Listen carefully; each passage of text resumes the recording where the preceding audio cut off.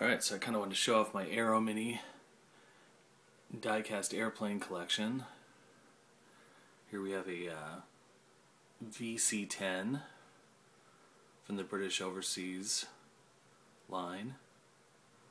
Made the VC-10 kind of cool, as it kind of resembles the MD-80 in a lot of ways, except it's got 4 engines instead of 2.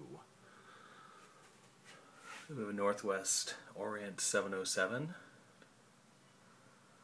An American Airlines 707,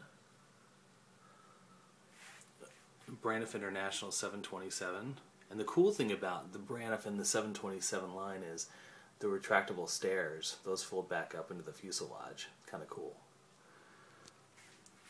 Then I've completed my Pan Am collection. Here we have the Pan Am 727, the Pan Am 707, and the big birds 747-100 series TWA,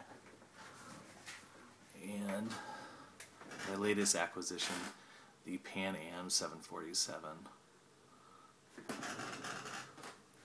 They're just the coolest things. If you can ever get your hands on one, just well worth it. Just a really, really, really nicely made die-cast model. Also, these are my Lintoy collections.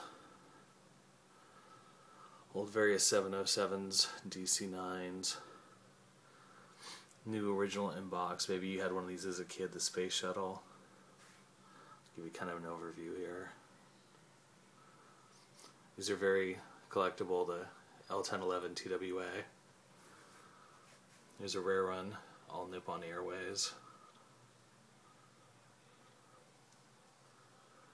Another DC-10, another collectible DC-10, the United,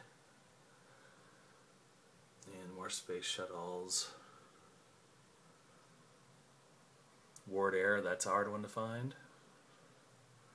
Pan Am, and British Airways. Alright, thank you.